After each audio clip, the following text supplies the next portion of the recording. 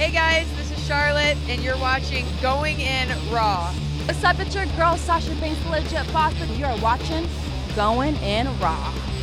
You like that? What's up? This is the most must-see WWE superstar of all time and his lovely, gorgeous wife, Reeves. and you are going in SmackDown Live. This is the glorious one, Bobby Roode, and you're watching Going In Raw. Hey, friendo, Steve here. And Larson. And welcome back to Going In Raw, the only pro wrestling podcast you need to be listening to right here at youtube.com/Steve and Larson, available wherever fine podcasts are. Be sure to hit that subscribe button and the notify bell next to it. Make sure you're always getting your new Going In Raw notifications. I say that every single time. It's probably just background noise when I say be sure to check your... It's like the buzzing of a fridge. Isn't that what Tom York said? That's all I am now when I say that. But I'll be honest with you. Has anybody, when I say that, does anybody ever think, Gosh darn it. Steve has a good point. I really should make sure that bell I should make sure that bell is rung. Exactly.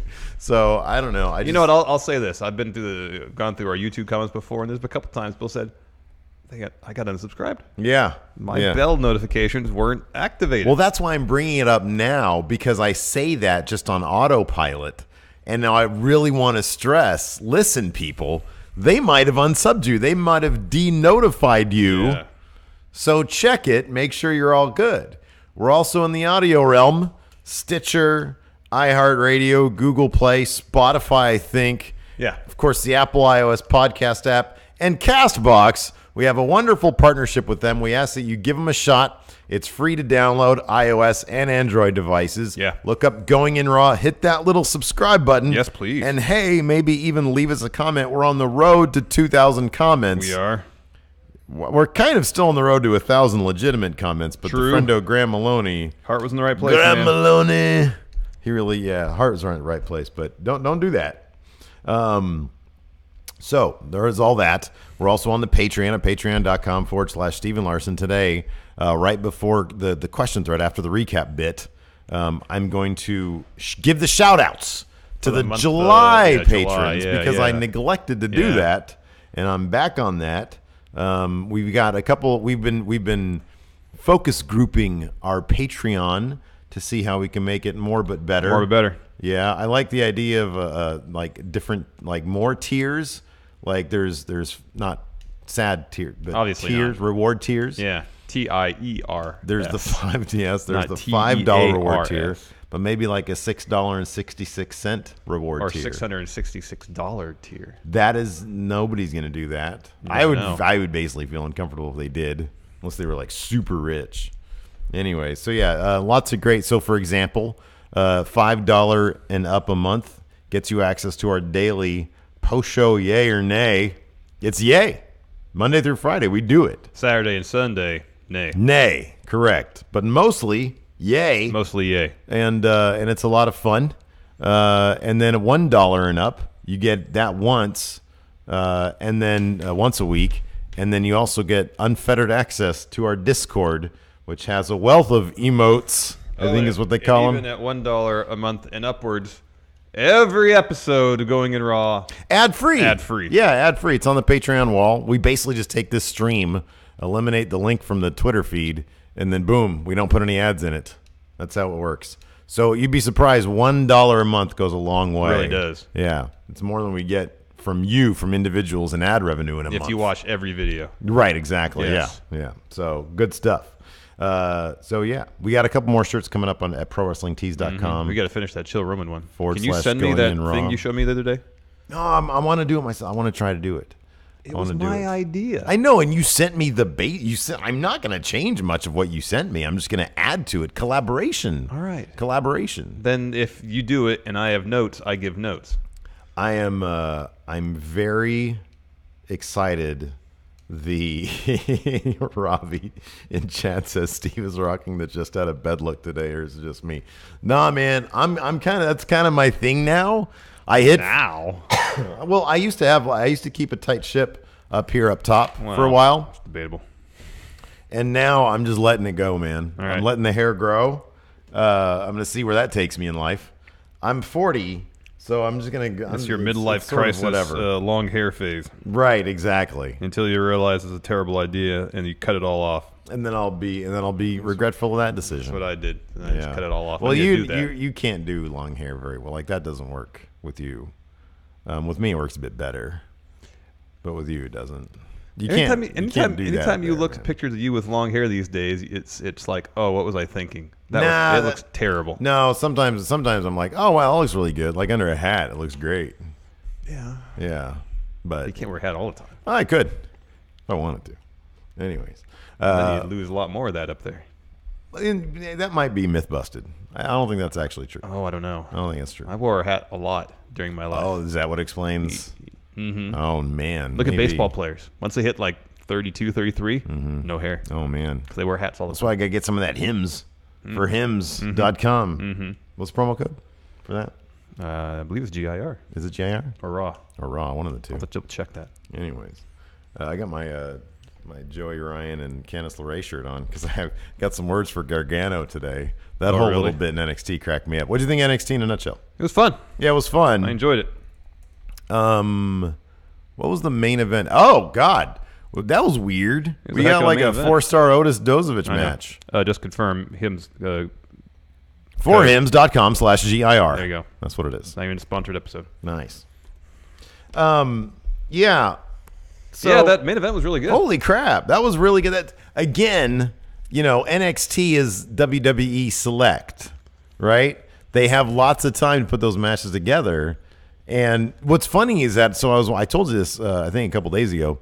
I was watching Breaking Ground again, and Otis was. There was a couple things that I kind of remember NXT wise. Otis was in the tryout group that was there during the first couple episodes. Yeah. Allison Kay was also there, but Otis was there, and he tried to do a promo, and they kind of poo-pooed it, and then they said, "Well, can you dance?"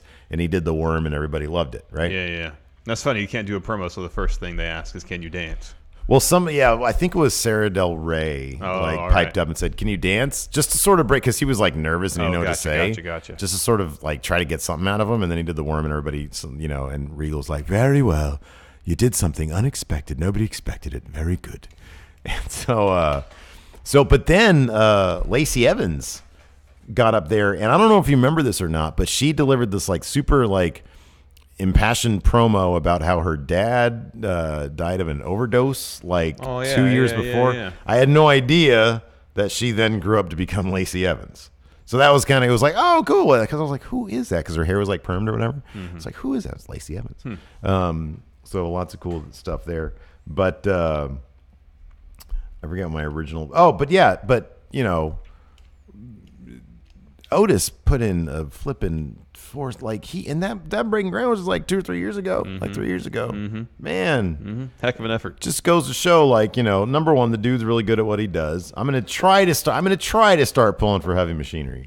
Because I really do they seem in every aspect beyond what I'm presented in wrestling, in their characters. I like everything else about them. Yeah. Just not down Tucker comes out with that Stone Cold vest and the dad jeans. Maybe if it's so cheesy. If Otis ditched Tucker, went solo, maybe you'd be on board. Oh, but I see Tucker has a really kind face. I would hate that. Because he has such a kind face. Maybe I'll just start screwing. How about those Street Profits yesterday? Oh, that was fantastic. Wasn't that great? That's what we've been asking for. That's what we've been asking for. Yes. None of the dancing. Nope. When it's time for business. Why didn't they do that after they lost Authors of Pain the first time? I know. That could have catapulted them to massive success. That sucker punch. That was great. Just cold cocked him. That was awesome. That was great. That was great. I even knew it was I didn't see the GIF or anything, but somebody tweeted at me about it before it happened. And so I knew something was coming. I didn't see that. Boy, that was awesome. So, yeah.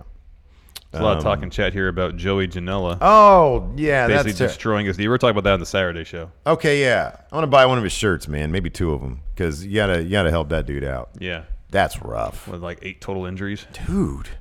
I couldn't bring myself to watch the impact of the knee. I don't want to see a knee go the wrong way. I watched right after it, and he's sort of trying to figure out, oh, that's not good. Yeah. But we'll talk about that tomorrow. So yeah.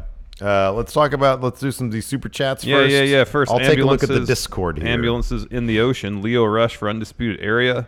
Undisputed Area. Would definitely be repeal. I'm not familiar with that. Definitely be repeal? It would definitely be... That has to be...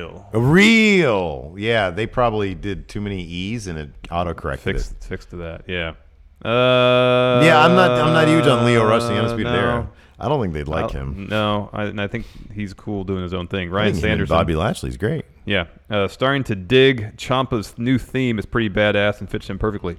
Yeah, when those strings come in, it's awesome. Oh, it's great. Yeah. Ken Ford, happy NXT day. Can NXT always open with Undisputed Era? If they were smart, they'd do that, In a perfect world, yes. Yeah, man. It's weird, though, when they came out, like, Regal didn't put his arm on anybody's shoulder. That was weird to me.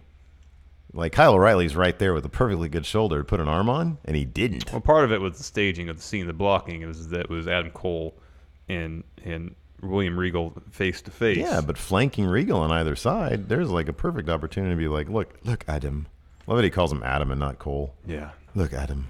It's awesome. Adam Jenkins. Look, Adam Jenkins. All right, but let's kick off 205 Live. Well, yeah, let's talk about what the thumbnail is talking about first. What is the thumbnail talking about? Lio Rush. Let's figure out what his ceiling is before we get into this. Well, I think the first we have to figure out what's the ceiling for 205 Live and the ceiling of 205 Live, because as long as 205 Live is around, he has every opportunity to succeed. He's got all the skills. Yeah.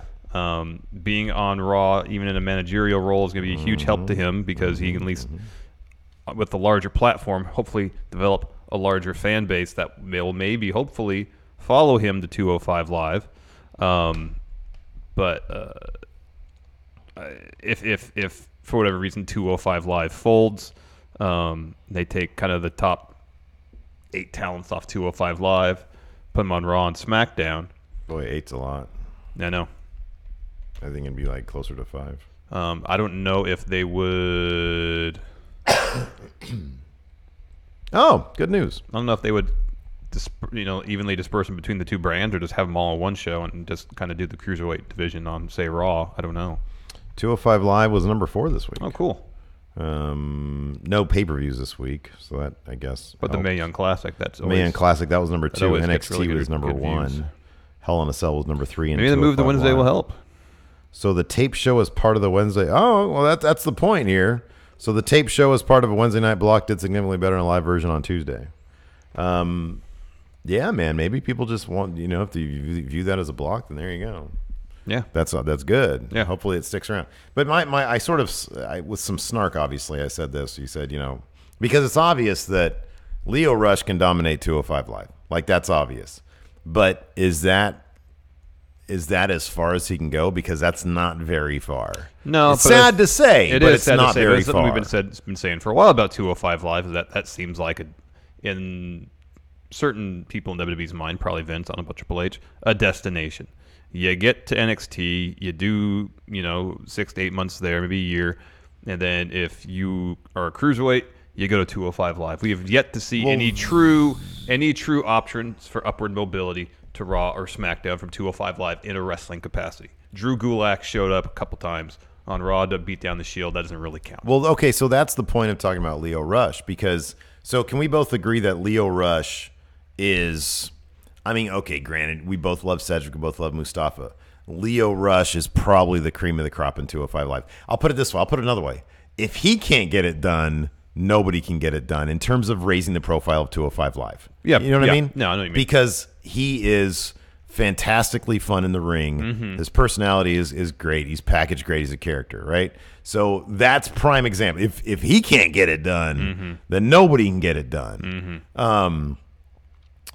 So he's a guy who's now on Monday Night Raw, granted, in a managerial capacity, but however, he has shown off a bit of his athleticism. They made it perfectly clear that this guy can do a lot more than he's a lot more than a mouth. Yeah. He had that crowd gasping. Mm-hmm. So what would his ceiling then be? And can he help 205 Live by carrying the title on Raw as well? Does he have Rey Mysterio potential? Because Rey was about his size, or is about his size. Well, that's a good question. And he was able to succeed as a heavyweight. Well, Rey was also jacked. Yeah. Once he got, like, after WCW. Yeah. And I'm not sure Lio Rush, I'm not sure his body could handle that kind of jacked. You know what I mean? Yeah, I know. What was his weight? What was his weight? Well, Rey is 5'6", but I don't know what his weight was, back in... Does it say what is even now? Build weight? 175. 175. That's his build weight. What do you think Lio Rush is? I think I've 160 something. Okay, that seems about right. Yeah, 160. He's Yeah. 5'6", same height as Rey. 15 pounds lighter. Mm-hmm. But I mean, I take your point though. I take your point. There is some sort of precedent there. Mm-hmm. I mean, Finn Balor's not exactly jacked. He comes off as a bit smaller. And same with Daniel Bryan. But Daniel Bryan, he's broad. Yeah, he is. He wrestles a style that can even the playing field, even if he's taking on a larger competitor. Yeah.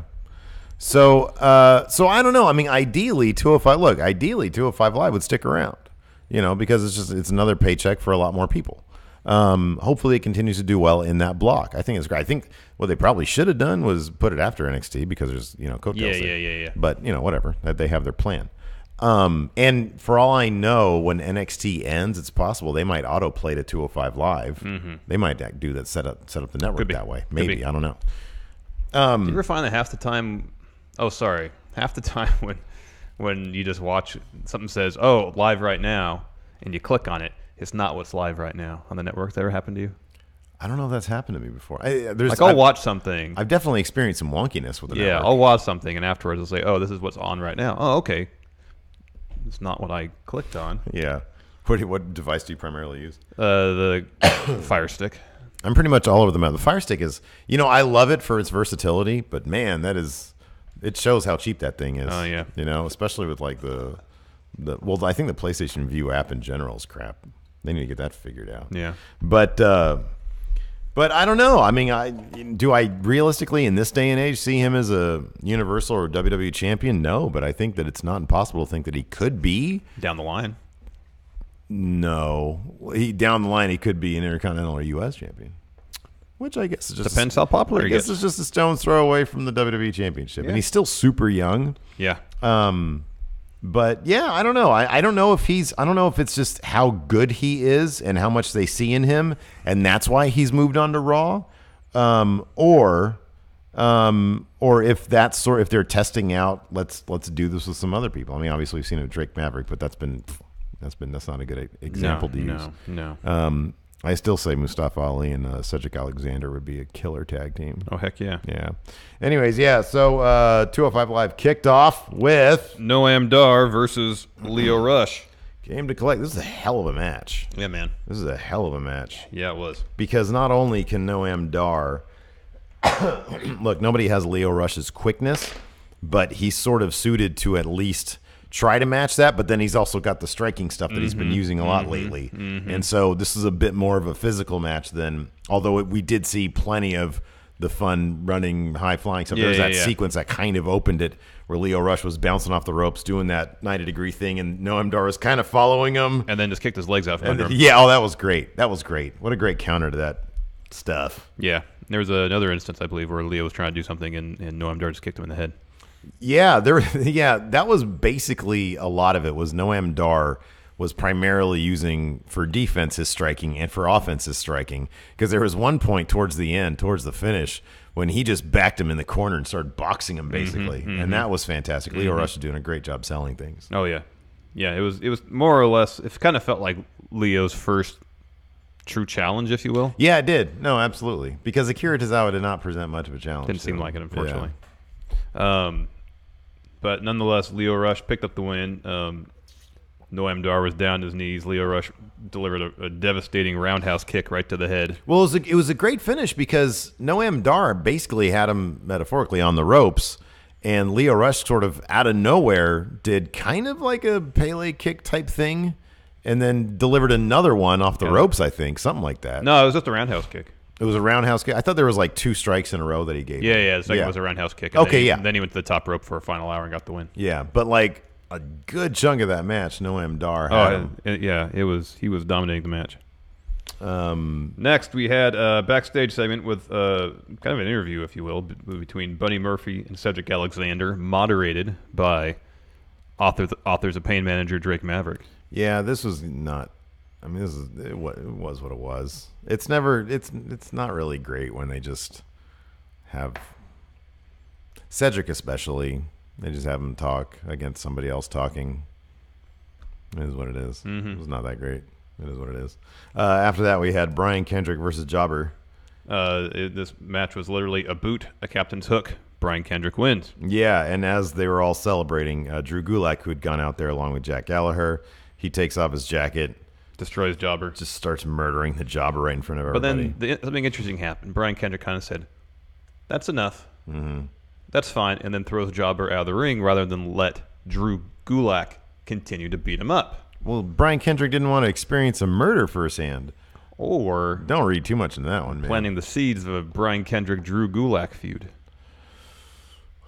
Yeah, maybe that'd be cool. At least give Brian Kendrick something to do. Yeah, no, I'd be 100% behind that. Yes, I'd be fine with that. Yeah. Because he's been doing next to nothing for a while. He's like, look, man, I'm just not into people being murdered in front of me.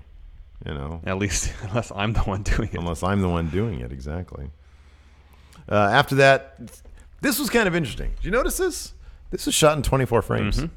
Do you think so? We know that Mustafa Ali had some bud of his shoot all that stuff that he posted on Twitter. I wonder if he understanding that 24 is the way to go, not 30, right? Like the saturation levels were higher too. Yeah, I wonder higher contrast. I wonder if he well. But the camera itself was a high quality thing that we'd use. I wonder if he was like, "Hey, what's over there?" and then we switched it to 24. Maybe. You probably have to go on the menu settings for that. But maybe there's just a button on there. I don't know. I don't know. A little switch on the side. But in any event, why don't they do all the promos like this? They look great. I know. Like 24 is the way to go. It's cinematic, man. It is. That's what movies are. Of course, it helps Mustafa Ali can deliver promos cinematically as well. Oh, this is great. He's great. This was really good, man. This was so good. Kind of bummed out he's not champion right now, to be honest with you. He's so good. Mm-hmm. Comes off as genuine. Yeah. Everything about him comes off as genuine. And he said, and he just looks cooler now without a shirt. And he was saying, people are asking me, they're begging me, saying, Mustafa Ali, stop Hideo Itami, his rampage, or whatever. And then TJP I love it. You go from like super good looking high def 24 frames to TJP's iPhone promo. Just being an idiot. Oh, that was funny, though. It was hilarious. I loved it. Sporting a luchador mask. That was great. He said, people say I don't have respect for luchador tradition. Mm-hmm. Little they know that I, too, wrestle in Mexico under a mask. Mm-hmm. He takes the mask off and he says, yeah, I didn't care about that either. Yeah. Healed TJP's actually turned out to be a pretty interesting and entertaining character. I know. I love it because I'm trying to put my finger on like what he is as a character. He's just a dick. Yeah. I guess he's just a dick. Yeah, just a dick. He's just a dick. Yeah, that's awesome. Hell of a main event next. Yeah, man, these two guys. Mustafa Ali versus Hideo Itami. Hideo Itami, storyline-wise, made sure this was fought on his terms. Let me ask you a question. Huh. Does the act of walking into a ring make Hideo Itami bleed from his mouth? Seems like every match. Is he like a nouveau Ric Flair? Yeah, he just starts bleeding. His mouth starts bleeding. Right. It happened last Mustafa Ali one. I could probably think of the 2 other matches where his mouth bleeds. Yeah, right. I noticed that too. Like he just all of a sudden there's blood. I'm like, nobody even touched you, man. Yeah. Maybe he's got like a tongue biting problem or mouth or lip biting maybe problem. It's this thing where like he's backstage at catering before the show. Yeah. Bit his cheek. What's worse, biting your cheek or biting your tongue? Biting your cheek, I feel like, because you bite your cheek and then it swells and then you're prone to bite it repeatedly. Yeah, you always feel it. Yeah, whereas opposed to biting your tongue, you bite it, it hurts, and then repeat bitings are a rarity. Whereas you bite your cheek once and it swells, you bite again, you're going to be biting that at least 4 more times over the next week. Yeah, and every time. I know, and it gets worse. It gets worse, it swells up more. Maybe just perpetually is doing that. Maybe. It's not. It's never healing in time for him not to bite it again. Could be. Sounds like hell. Sounds like the Twilight Zone right there, man. Yeah, man. Anyways, so this match was so brutal, so vicious, and it was a double count out. Yeah. I like this double count out. I do too. Because for one thing, this match was like 25 minutes. It was like 25 minutes. I checked it out. It was like 30 minutes left in the show. Yeah, I really like they're letting the main events of 205 Live really breathe. Yeah. We're just doing 2 matches an episode. Crowd was huge into this within about 15 minutes, so that was good. They were chanting 205, which is awesome. They brought a bunch of people who had, all the empty seats. They'd pack those in like they do, and they were really into it. What was the deal with that that bit from the top? And I'm 90% sure this was properly scripted, but Hideo Itami was going for a superplex. Mustafa Ali was able to fend him off. He throws him, and as soon as he launches Hideo Itami, he goes for a frog splash. So they're in the air at the same time. Hideo lands with his knees up for defense, and what's his face lands on the knees. Ali lands on the knees, but in a way that looked really nasty. Yeah, but then they played it as if Mustafa Ali landed the move. Right. I think it's just. Did commentary try to play that? Okay, he went for a pin right away. Yeah.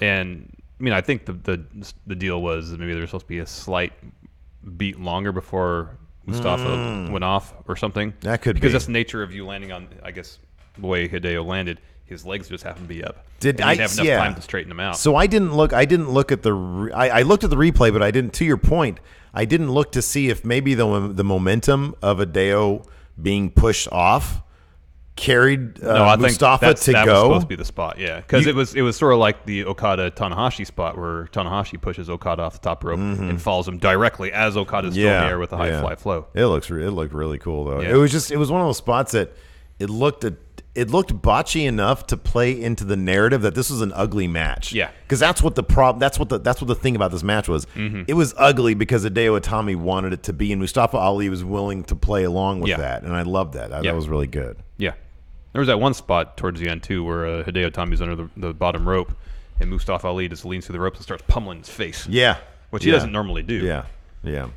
That's one thing I like about Mustafa Ali. He's a face, but he's not afraid to throw hands. I know. And he's not afraid to bring the intensity. And he can sell like it really hurts. Yeah. Man, that's awesome. Seems like some of it does really hurt. Talk about this finish. This was spectacular. So Hideo Itami's on the apron. Mustafa Ali goes to the top rope. We don't know what he's going to do. And then he does a 450 onto Itami while Itami's on the apron. The thing that I loved about this. They both roll off the apron onto the mat on the outside. And 10 count, they're counted out. The thing that I loved about it, so like they do use apron spots a lot these days, probably more than they should. This was one of those where, for example, like Tyler Breeze got apron powerbomb by somebody. It was Kevin Owens. Yeah, Kevin Owens. I mean, you really need it wasn't necessary in that situation. You know what I mean? They do too many of them. The thing that I loved about this was that, number one, I'm not sure if we've seen a 450 splash on the apron before. Like, not outside of New Japan anyways, like New Japan maybe. But I don't know if we've seen it here in 205 Live or WWE. But, man, the thud, that like when it's a big impact on the apron, it's loud. You can hear it. It's super loud. And that made this on the apron even more impactful. And it makes total sense that there's a 10 count and they can't get up. So I loved it. I thought it was great. I think it was a fulfilling finish, and you rarely get those with double countouts. Yeah, when the story of the match is fight an ugly match to try to essentially beat the other person into giving up, and it ends this way, it makes sense.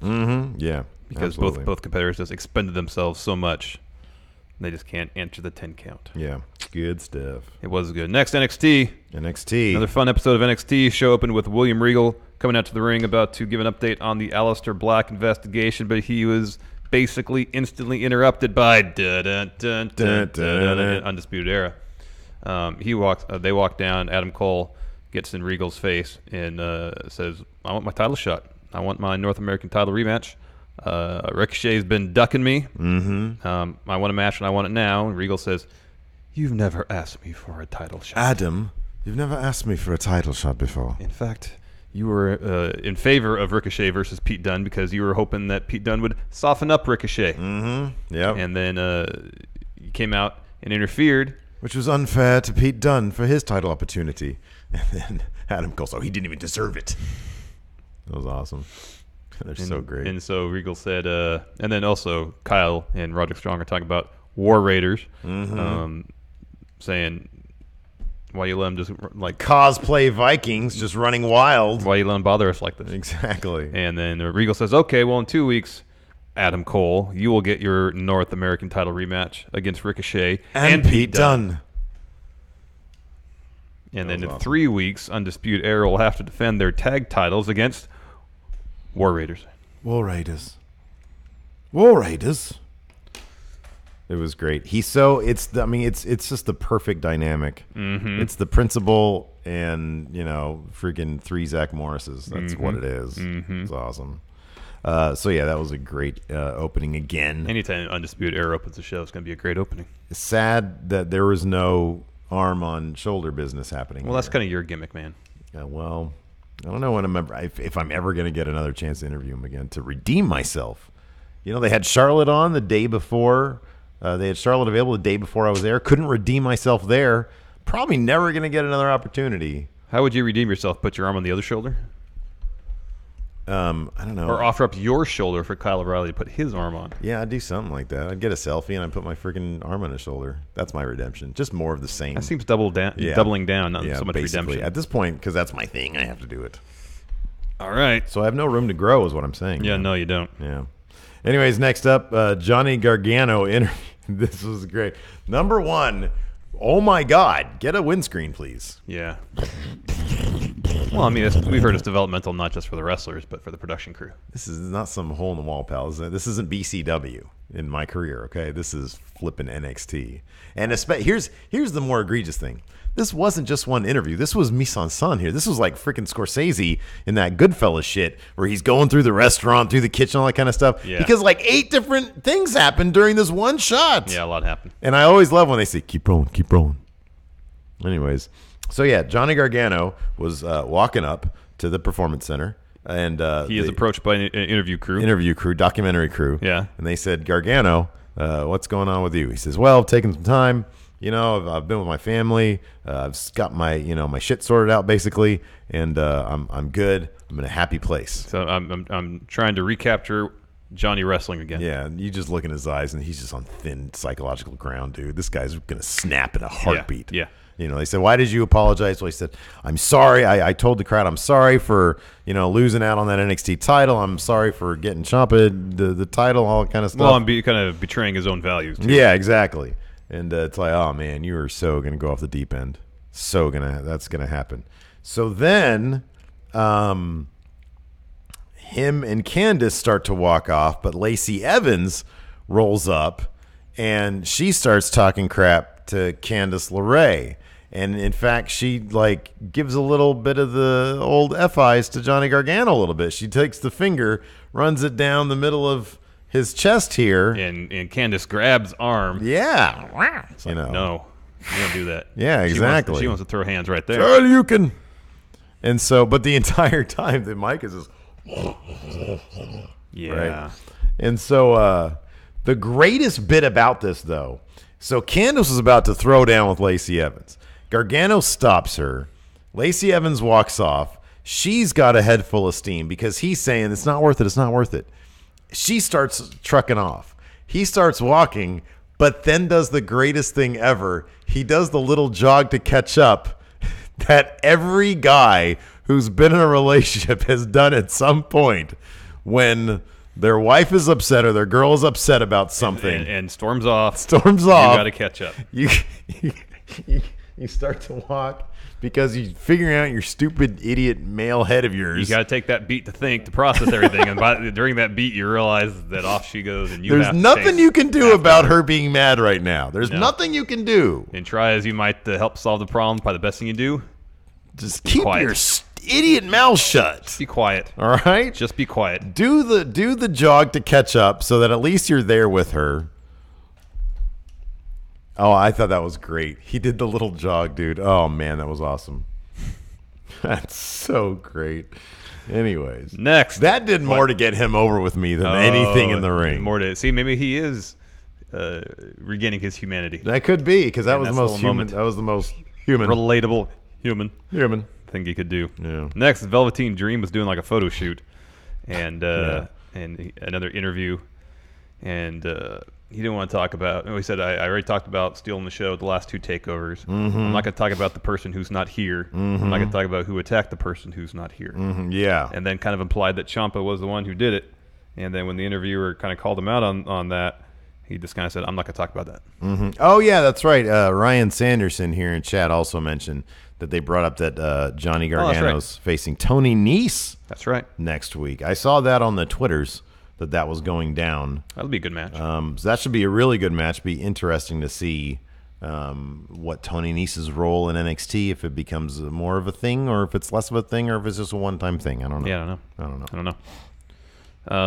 And for some reason, Velveteen Dream was missing a lens in his sunglasses. Yeah. He modded those sunglasses so that they can see one eye. Next, Lars Sullivan versus Viktor Orchant, who had Walker on the back of his pants. Lars and Viktor were roughly the same height, yet Lars easily dominated. He did the triple Beals. So apparently the dude that Lars was fighting, Viktor Orchant, I forget his real name, but he's apparently a super vet from CZW. Oh. I read that on the Twitter as well. Hopefully his it's last true. name Walker, because he had Walker on the back of his tights. Probably. It's always weird.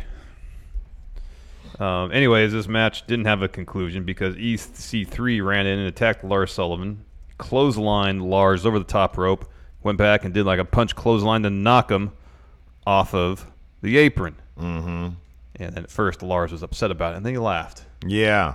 And then EC3 ripped his shirt off. Yeah. And the crowd started chanting NX3, NX3. This is not going to be a takeover match. It's going to be on NXT TV in like 2 weeks. Next week? 2 weeks? Maybe next week. That's cool. That's good. Next, William Regal interview. Again, he's trying to give an update on the Aleister Black investigation. And then he says he's close to something. Yeah. Didn't he? Yeah, but then Nikki Cross walks out of his office. Yeah. And she's Nikki Cross. She's being crazy, and she says, "I know," and then walks off. And then the documentary filmmaker said to Regal, "Do you think she knows something about Aleister Black?" I think that was what they said. And Regal, I wish this was in 24 frames because he's got such a flippin' English actor vibe to him, you know? Oh, yeah. His facial expressions are great. Nobody can ever know what's going on inside the head of Nikki Cross. She's crazy as shit, I think is what he said. She's fucking crazy, all right? Don't read into it. She's lost her fucking head. I don't think he actually said that, but he said something very eloquent about don't try to get too deep into Nikki's head. Yes. After that, we had the Mighty versus the Street Profits. This was awesome. This was great, man. Mighty comes out. They do their thing. Shane Thorne is wearing the gold chains that they had stolen. Yeah, and then Nick Miller has the cup. That's and right, then Street Profits come out. There's no dancing. No dancing? No partying. No happiness. All They business. are all business. And it's fantastic. Montez Ford's Death Glare. Oh, man. Oh, my God. Who knew that he had that death? Oh, he was also in the Breaking Ground bits. Oh. He was there, too. He was sort of just, he was always privy to conversations as like another person that's just there while the conversation's happening. Anyways, so yeah, they get in the ring. There's a stare down between the four of them. And then Angelo Dawkins just cold cocks the shit out of Shane Thorne. Yeah, before the match even starts. Decks him out of nowhere. Crowd great. goes, whoa. That was great. Shane Thorne hits the ground. Match kicks off. Yeah. And it was a much more physical, visceral, violent The Mighty match. were not as hapless. Right, yeah, They weren't really hapless yeah, at all. Yeah. Street Profits, something we've been asking for months. Dimension, depth.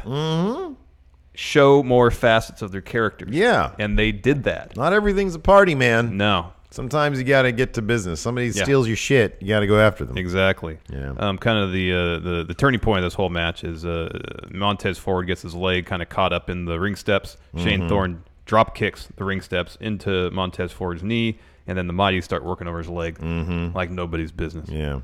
And Montez did a hell of a job selling it. In fact, the spot that preceded the finish, where he did like a flip over Nick Miller, and it legit looked like his legs buckled under him. Yeah. And then Shane Thorne followed up with a figure 4 jackknife cover. The Mighty pick up the win. Yeah. I like that, man. Escalates a little bit. Yeah. You know what I really hope? I hope both these teams, their payoff comes at a takeover. I know. It should. Yeah. It should. It really should. They kind of deserve it. I would love to see what they can do given all this time to plan out a really, really killer match. I mean, 'cause this is easily the best match that Street Profits have had thus far. Easily. Absolutely. Yeah. Just the intensity, the dimension, just everything about it was awesome. Yeah. And Montez Ford is incredible. He's absolutely incredible. No, he's really good. I'm glad that they're, I hope that they continue to sort of make them more characters and not caricatures. You know what I mean? Mm-hmm. So that'd be good. And I hope they continue booking the Mighty as, cunning and not hapless. Yes. After that, we had a fairly quick match with Vanessa Bourne and Kairi Sane. It was more just sort of there for Kairi Sane to beat up Vanessa Bourne. Yeah. But Vanessa did a good job getting some heat early on. She put on Kairi's hat. Yeah. Took it off and then kicked it out of the ring. Yeah, that was good.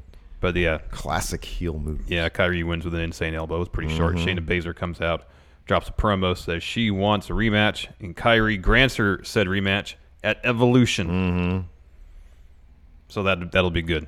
So everybody says that the Velveteen Dream glasses are that's how they are. I thought that they were all covered. I thought so too. Yeah, that's weird.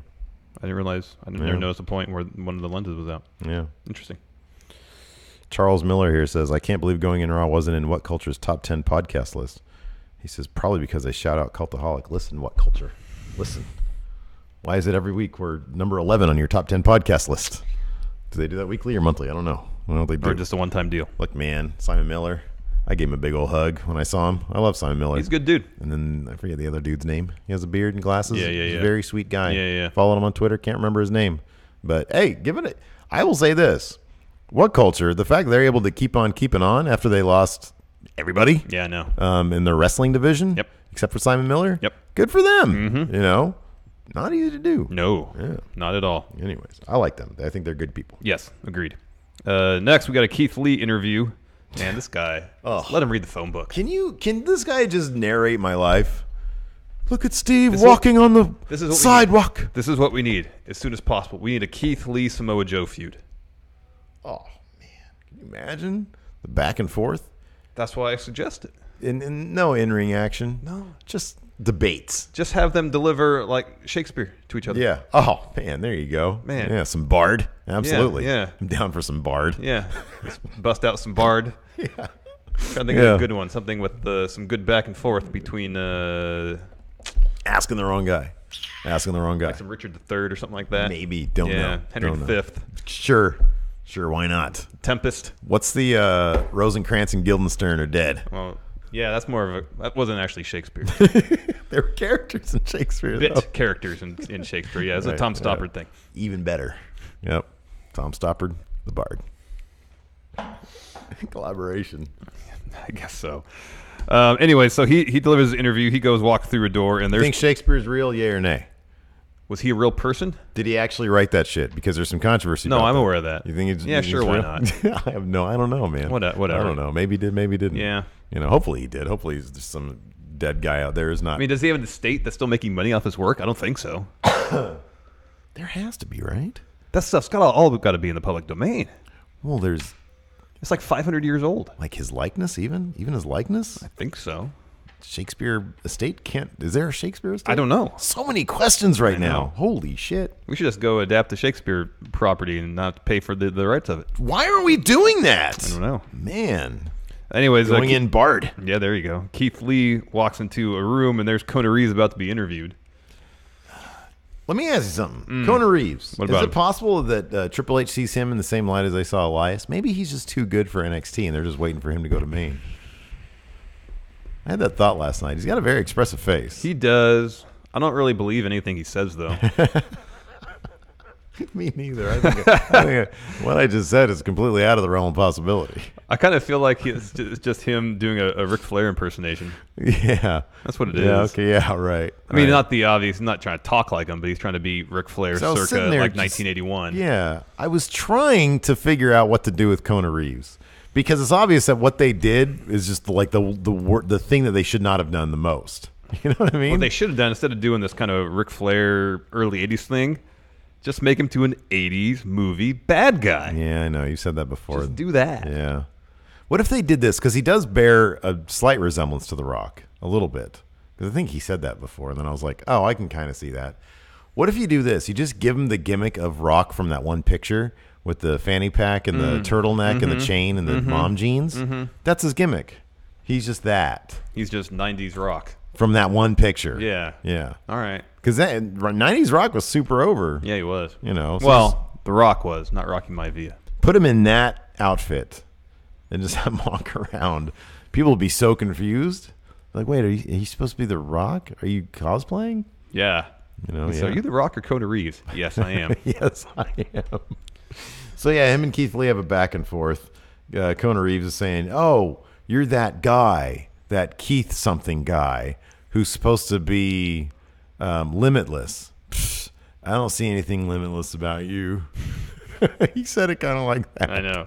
And Keith Lee just talks, and it's like heaven descending. You know, I know. it's great. And then Kona Reeves says something about being NXT's And it's finest. just garbage out of his mouth. And then Keith Lee cuts him off and says, "We'll fight, and then you'll bask in my glory." Yeah. Oh, and you just want to get wrapped up in his arms. You know, Man. just have him talk Yeah. to you. Yeah. No matter what he Read says. stories. Read stories. I want him to read that Samoa Joe bedtime There story you go. to me. There you go. That'd be great. Keith Lee, can you read me The Very Hungry Caterpillar? On Tuesday, he ate through 2 oranges, but he was still hungry. Oh man, that's awesome. And then he was a beautiful butterfly. And I'm just crying, I know, tears it's pouring bawling. down. Main event: Otis Dozovic versus Tommaso Ciampa. It was a hell of a match. This is a hell of a match. Hats off to Otis for putting Being on. dumped on his head and living, Twice. and yeah, holy moly, yeah, this was really And good. kudos to Ciampa for doing what an old school heel champ would do: make your opponent look like $1 million. Yep. Talk about old school. Otis is like the most old school looking I know. wrestler, man. This guy would be huge in Texas in like 1983.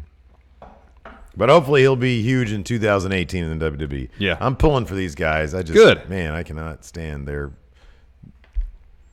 Part of it with Tucker, I think he needs to grizzle out a little bit. Like, grow that beard out. He's got the ingredients for a beard. Grow it out. Yeah. You know, put some gray in it. I kind of feel like instead of wearing the singlets that go up, put a little leg on them. Shorts. Further down. I don't know why. Like the singlets bug me. More like amateur wrestling tights. Yeah. I don't know what it is. I'm not sure. I'm not huge on those type of singlets, period. Right. I don't think they're flattering really for anybody. But I don't know what it is. It's like So- it doesn't fit with their whole. Here's the thing.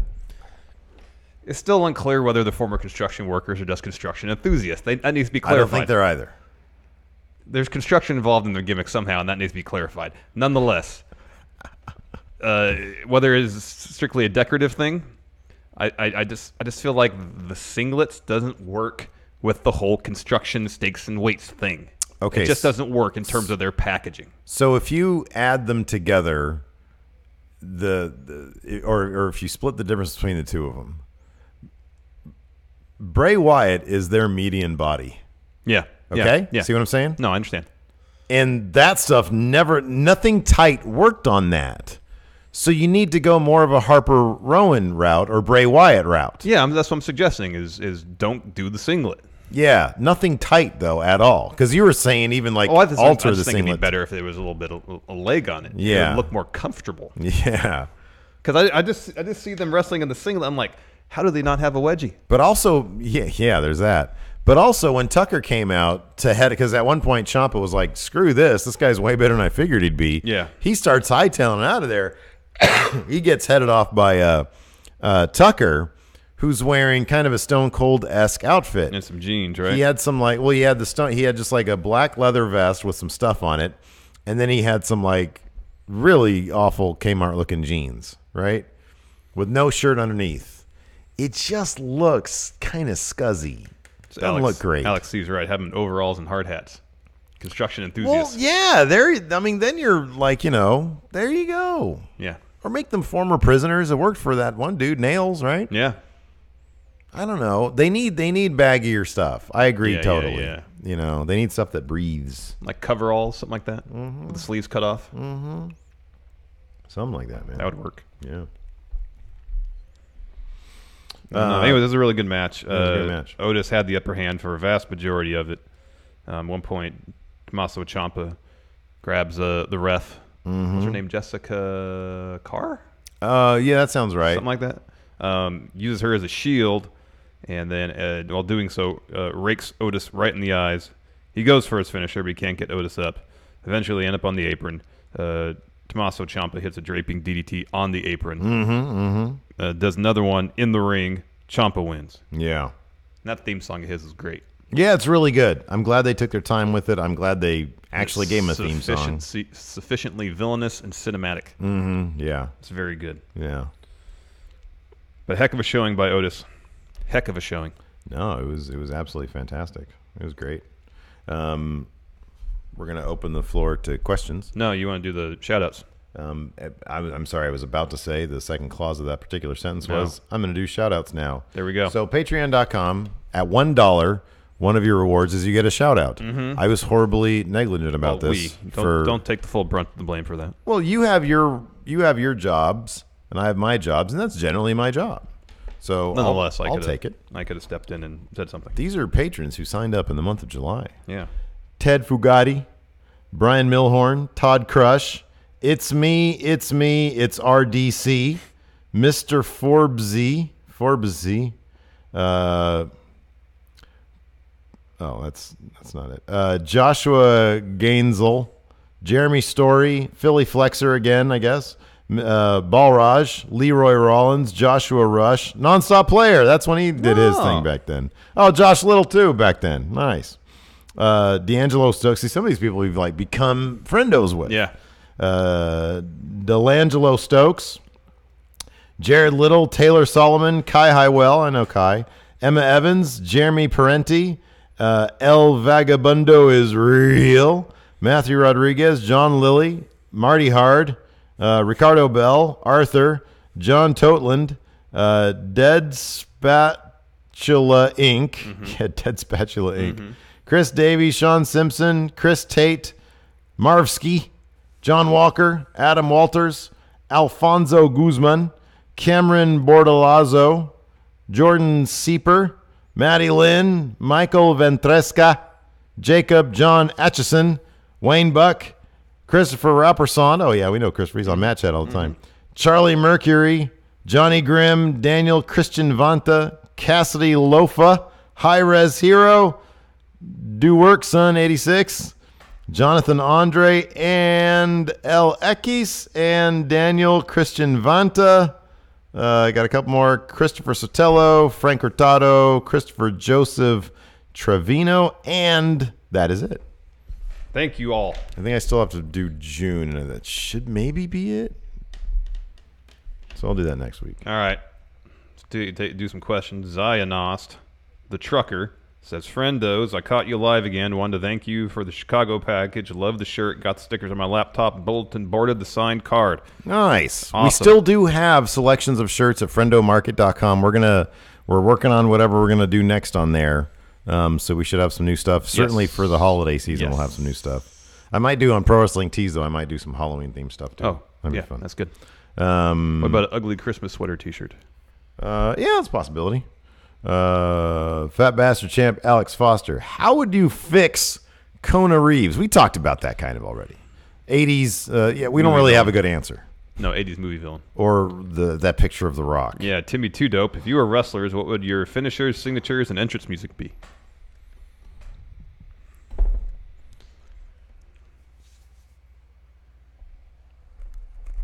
Entrance music would be Outcast's Explosion. Oh, that's good. I know I like changing my answer every time we get it. My signature would just be a vicious chop. Good. Chops are the best wrestling move. Wow. I'm sorry. Your finisher would be a chop? Signature. Oh.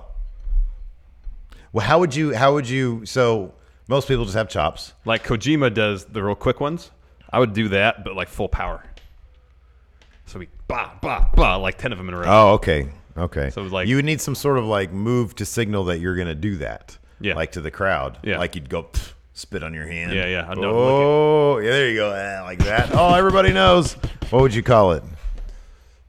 What would you call that signature? I don't know. You didn't ask to name them. Okay. That's what it would be. Sorry. Finisher. Yeah. That one's more difficult. Second rope pile driver. Your turn, Steve. Oh, that's really good.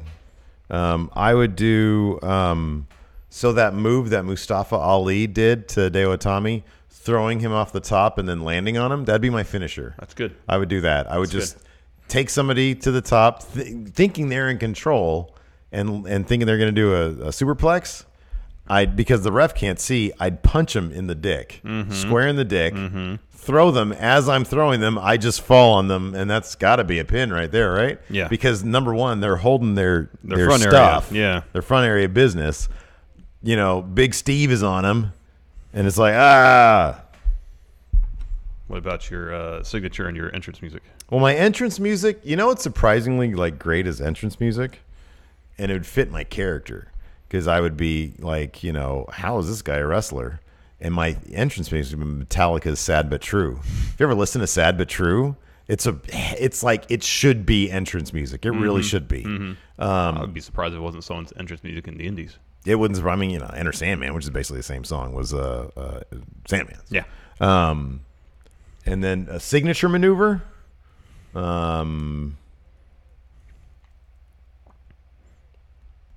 It'd be a test of hand strength. So you know how you said you lit. Well, I would go. It'd be like an old school business deal. Spit in my hand, put it out there, and challenge. Yeah. But joint manipulation. Yeah, but then for whatever reason, I always had I'd be booked to have the strongest handshake ever, and I would just crush. It'd be like Superman 2. Yeah. Right. You're envious now, aren't you? Because all that stuff is good. No. I mean the infinite forever chops is a better idea. Well, you just stole it from somebody else. So I'm gonna make it better. Yeah. I wonder if 2K19 will have that sequence we saw where somebody just shoves somebody off the corner and falls on them. I don't know. It seems to be a new thing these days. Do you have any Patreon questions? Oh, sure. Horton, here's a new writer. According to reports of ratings dropping a lot since last year, I believe Larson's Roman Diesel comparison is even more accurate. That's actually true.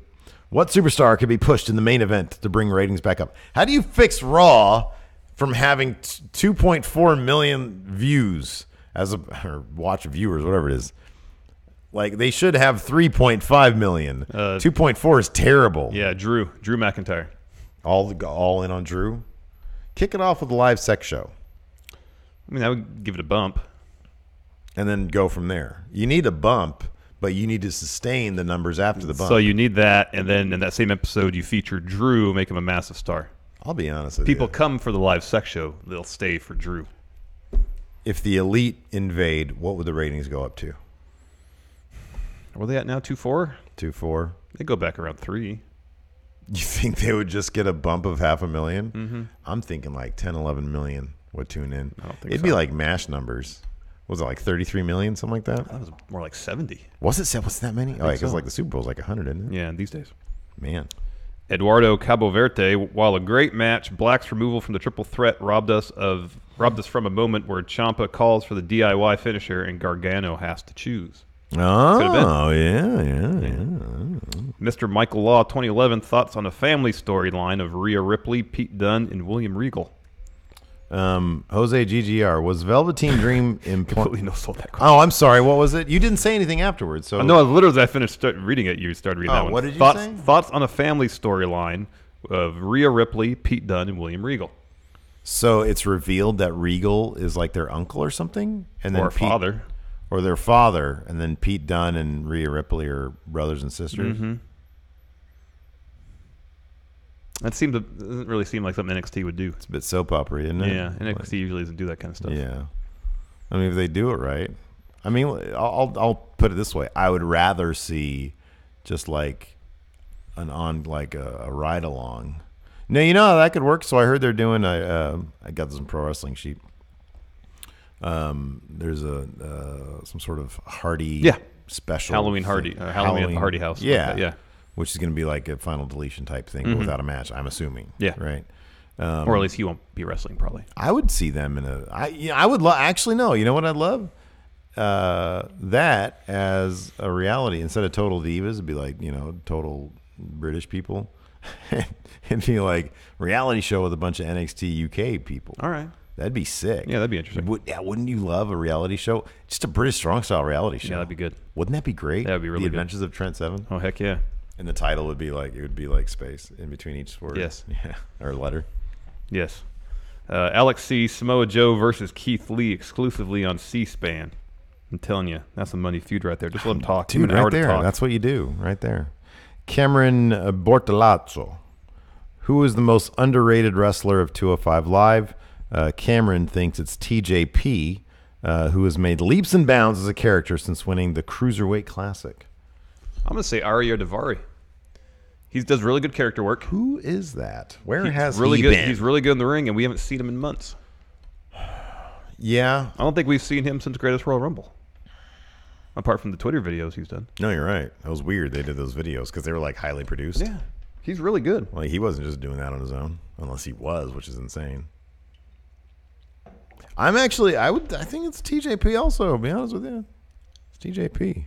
How about that Neville going off the grid? That's weird. Yeah. Man. That's weird. Something's up there. Maybe Adam Mayhem's onto something. That could be, man. If he shows back up in the WWE. That'd be weird. Maybe that was part of Triple H. I don't know. I gotta go look into that. Why wouldn't he have just said he's no longer under contract? Yeah. I don't know. Truth exposed. Chilluminati, baby. Thoughts on Dark Phoenix trailer? He just says, Bree mode. The what trailer? Dark Phoenix trailer. Haven't seen it. Is there a Dark Phoenix trailer now? Is there an X-Men trailer? Is that what Dark Phoenix is? Yeah. There's a trailer for that? I guess. They didn't stop making those crap movies. Those movies are terrible, man. He also says, will you guys do hoodies for the fall and winter? If we can find a good deal to get them printed, yeah. I'd love to do hoodies. Yeah, I know. We got to figure, but like part of the central problem is that you're obsessed. You want zip hoodies. I prefer zip ups, yeah. And I want the pullover. I don't know how we're gonna get past that. Offer both. Cost prohibitive. Need a single. We'll have to poll it, I guess. Yeah. I'm kind of curious now. because here's the thing: if the poll to me doesn't lie, right? Yeah. I'm totally willing to go with whatever poll wants, I'd be right? too. Because at the end of the day, we're not making them for ourselves. We're making them for the friendos. Correctamundo. And I like zip hoodies. I do. I just feel like they would prefer pullover. But I'm not going to be the final word here. 1 for pullover hoodies, 2 for zip hoodies. In chat, we'll get the final answer here. All right. I feel like we should do a Twitter poll. Yeah, we'll do a more scientific. It's kind of like a totally a focus group type. Yeah, deal. this is just a preliminary focus group because we have chat here. Jeremy Carden, this is the first time I've woken up early enough to catch a live stream. 2 sweet friendos. Nice. Thanks for joining us, Jeremy. I don't even know Velcro. What does that even mean? Like a Velcro hoodie? I've never heard of that before. So what I say, 1 is pullover, right? Yeah. All right. Well, these are about to start coming in here. 2. Oh, wow. But some people aren't doing. Why wouldn't you have just put the number? There's a lot of 2s there. There's a lot of 2s. Oh, that's fine. 2. Wow, 2, look 2, at that. 2. Yeah. All right. Oh, sleeveless is good too. I just find zip-up hoodies are easier to get on and off. You just unzip, take it off. I don't. You get a Lex Luger situation where you get lost in your hoodie. Yeah. Don't need and that. There's like static electricity. Yeah. No, I feel you. Philly Flex, they've been a patron for almost 2 years. Just had to update my payment. Okay, cool. Yeah, I know. That's why I knew your name. I knew that. But I see the name, I read it. I'm like Ron Burgundy in that situation. Yeah. You know, I'm not going to say, oh, Philly Flex. Oh, no, screw that guy. I'm not going to read his name again. Do we have any more Patreon questions, Steve? Oh, sure. Let's see here. Tim Spulak.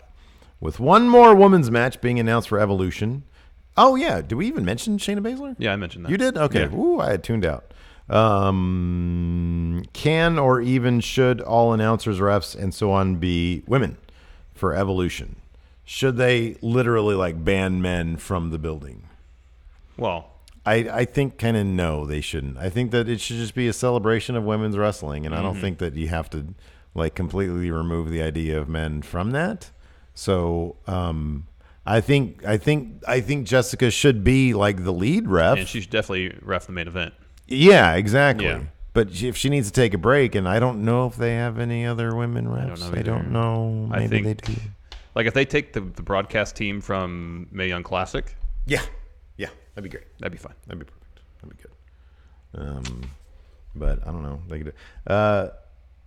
This one here, the one that So I no sold you because I was really curious about this. Jose GGR, was Velveteen Dream implying Ono was the one who took Aleister Black out?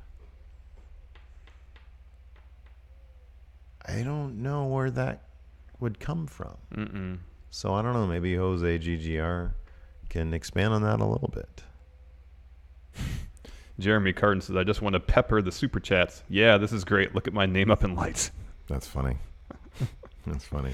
Anyway, it's been a long episode today. Yeah. Now I have to leave, and you have to leave. So we're going to leave. Oh, we're going to do post-show first. Yeah, so we got post-show still. $5 patrons and up. Stay tuned.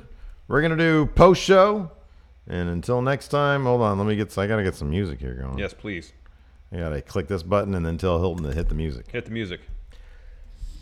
That's it for show. Saying thanks so much for tuning in. Until next time, talk to you guys later. Goodbye.